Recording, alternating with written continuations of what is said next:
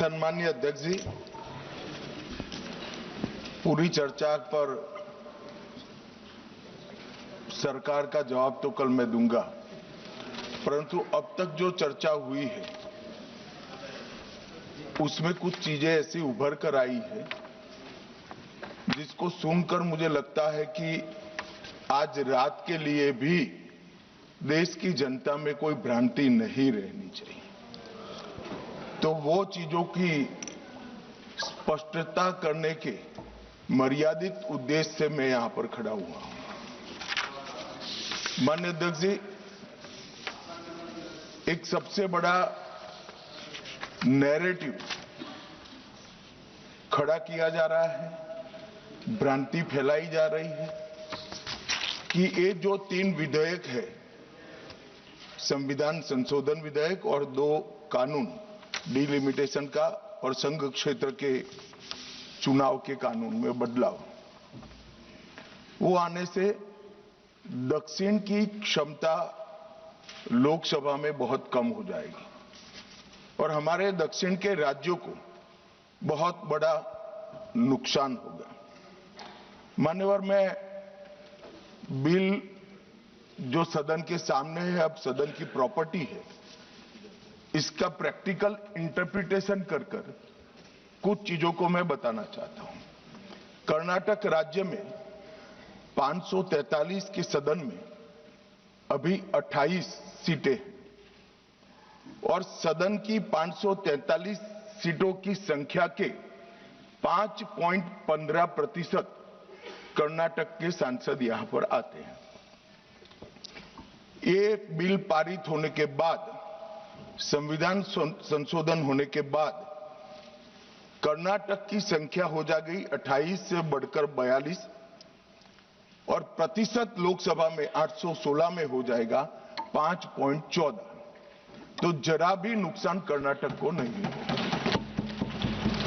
दूसरा राज्य है आंध्र प्रदेश, इनकी अभी 25 सीटें हैं आंध्र प्रदेश की और अब की स्थिति में उसका प्रतिशत प्रतिनिधित्व 4.60 है, 4.60।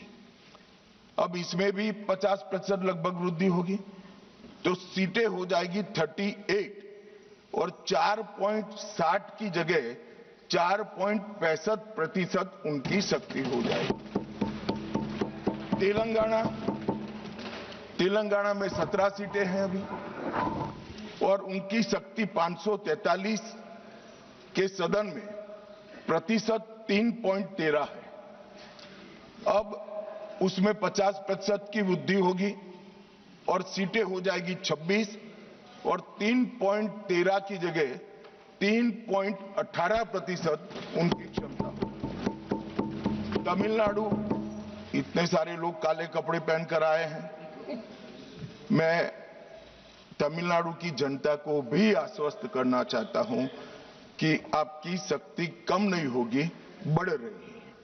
मान्यवर, अभी 39 सांसद तमिलनाडु राज्य से चुनकर यहां आते हैं और 543 के सदन में उसके प्रतिशत है 7.18%, 7.18%। और अब 50% वृद्धि के बाद सांसद लगभग हो जाएंगे 59 और इनकी नए सदन में 816 के सदन में प्रतिशत में संख्या हो जाएगी 7.23। मैं फिर से एक बार रिपीट करना चाहता हूं, अभी तमिलनाडु की सदन में प्रतिशत स्ट्रेंथ 7.18% है, वो बढ़कर हो जाएगी 7.23। तो तमिलनाडु को भी कोई नुकसान नहीं है। केरला में 20 सांसद हैं, 3.68% इनका स्ट्रेंथ है, 20 की जगह 30 सांसद होंगे और 3.68 की जगह होगा 3.67। अब कुल मिलाकर दक्षिण का जो पूरा नैरेटिव बनाया जाता है उसको अगर हम सोचते हैं तो अभी 543 सीटों में जो आपके द्वारा बनाया गया है उसमें 129 सांसद इस सदन में बैठते हैं। मान्यवर, लगभग 23.76% दक्षिण के सांसदों का यहां शक्ति है।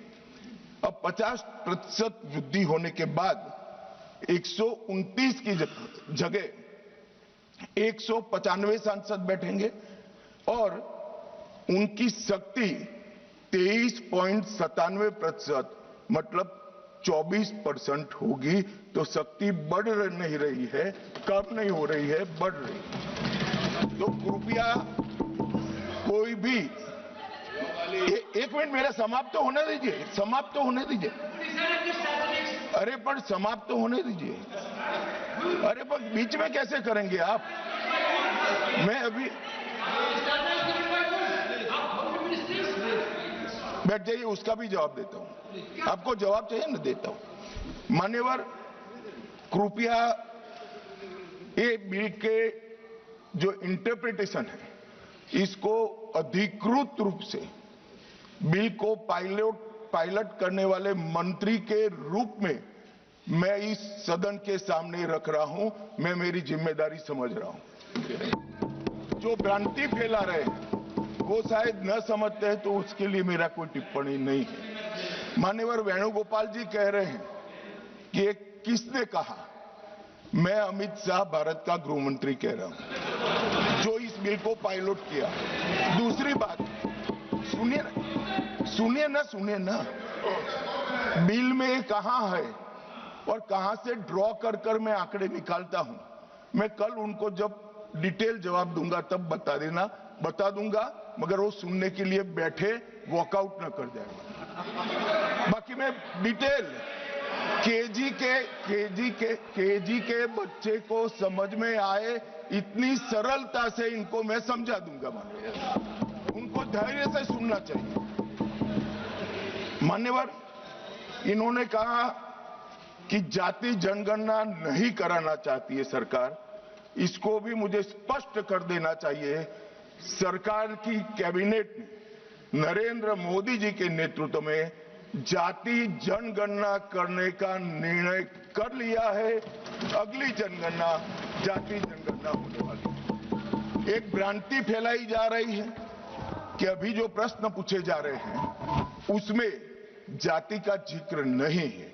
मान्यवर, जनगणना जिनका डिटेल अभ्यास है उनको मालूम होगा, जनगणना 2 हिस्सों में होती है। पहले सभी मकानों को इंगित किया जाता है और उसके बाद में जो बिल्डिंग्स होते हैं इसके अंदर रहने वाले बंदों को इंगित किया जाता है। तो बिल्डिंग की अभी तक कोई जाति की व्यवस्था हुई नहीं है, होगी तब इसको भी गिन लेंगे। अभी तक बिल्डिंग की कोई जाति व्यवस्था नहीं है। मान्यवर, जब व्यक्तियों की जाति गिनी जाएगी तब जाति जनगणना का सवाल आएगा। ये भी मैं आज पूरी तरह से स्पष्ट कर देना चाहता हूं। मान्यवर, उन्होंने कहा कि 850 का आंकड़ा कहां से आया, ये मैं समझाता हूं। 850 का जो आंकड़ा है मान्यवर, वो इस तरह से बना है कि काल्पनिक रूप से सोच ले कि 100 सीटें हैं। अगर 33% माताओं को, मातृशक्ति को आरक्षण देना है तो उसमें 50% बढ़ाते हैं तो सीटें होती है 150, और 150 जब होती है इसका 33% करते हैं तो 100 सीटें ऑटोमेटिकली हो जाती हैं। जो 543 सदस्य बैठे हैं इसमें 50% वृद्धि होगी। इसका 33% जब माताओं के लिए रिजर्व हो जाएगा तब 543 की 43 ओपन सीटें होगी जहां पर भी महिलाएं लड़ सकती। तो ये 50% इस तरह से आया है। और 850 है वो राउंड ऑफ फिगर है, 816 एग्जैक्ट संख्या होगी। ये फिर से पूछेंगे कि ऐसा क्यों किया है, तो अभी भी राउंड ऑफ फिगर जो है ये 543 नहीं है, 543 से ज्यादा ही है। अब उन्होंने कहा कि वृद्धि कैसे करोगे? आप 550 इतना तो समझ जाएंगे भाई। मैं केजी कहा तो तुम 7 अर्थ में केजी की तरह करने लगे। मान्यवर, इन्होंने कहा कि ये बिल में लिखा नहीं है, सांसद ज्योतिमणि और दक्षिण के कई सारे सांसदों ने कहा, मेरा कल समय ले ले, मैं पढ़वा दूंगा। वैसे समय लेने की जरूरत भी नहीं है। कल मैं सदन के सामने ये डिटेल पूरा देश समझ पाए इस तरह से समझा दूंगा। मान्यवर, डीलिमिटेशन कमीशन का जिक्र आया कि डीलिमिटेशन कमीशन में आप आपके लोग बिठा दोगे, ये करोगे, वो करोगे। तो मैं माननीय सदस्य प्रियंका जी को कहना चाहता हूं, हमने डीलिमिटेशन कमीशन एक्ट के अंदर कोई बदलाव नहीं किया है। फुल स्टॉप कोमा में आपका डीलिमिटेशन कमीशन एक्ट को हमने रिपीट किया है। अगर आपने उस वक्त मैनिपुलेशन किया है तो मैं इतना कह सकता हूं, आप कह रही हो कि इससे मैनिपुलेशन होगा, तो आपने अगर उस वक्त ये एक्ट का उपयोग कर कर मैनिपुलेशन किया होगा तो मैं इतना कह सकता हूं कि हम नहीं करेंगे और मैं कुछ नहीं कह सकता। मान्यवर, एक वाक्य आया कि तमिलनाडु बंगाल में चुनाव हो रहे हैं और ये नया एक्ट आ गया। मान्यवर,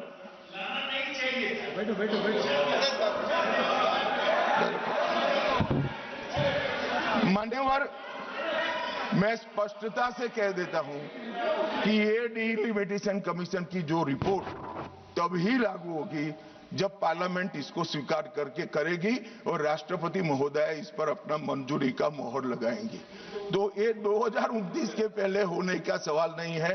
29 तक भी जो चुनाव होंगे वो सारे पुरानी सीटों पर ही होंगे, पुरानी व्यवस्था में होंगे। तो अखिलेश जी को भी डरने की जरूरत नहीं है। यहाँ 27 की बात करूं, यहाँ हालांकि वो जीतेंगे नहीं, वो अलग बात है, मगर डरने की जरूरत नहीं है। यहां पर कहा गया कि सत्ता बनाए रखने की लालसा में ला गया है। मान्यवर, ऐसा जो लोग कहते हैं कि कुछ नेता 130 करोड़ की आबादी के जनमत को मैनिपुलेट कर सकते हैं, वो हमारी शक्तियों के आकलन बहुत ज्यादा कर रहे हैं। हम तो उस बात में मानने वाले हैं, लोकतंत्र में सत्ता नागरिक के वोट से और नागरिक के दिमाग से ही तय होती है। राजनेता, राजनीतिक पार्टियां नहीं कर सकती। 130 करोड़ का जनमत कौन मैनिपुलेट कर सकता है ऐसा? और अगर कर पाते तो हम तो जीतते ही नहीं। आप सत्ता में बैठे थे, हम कैसे जीतते?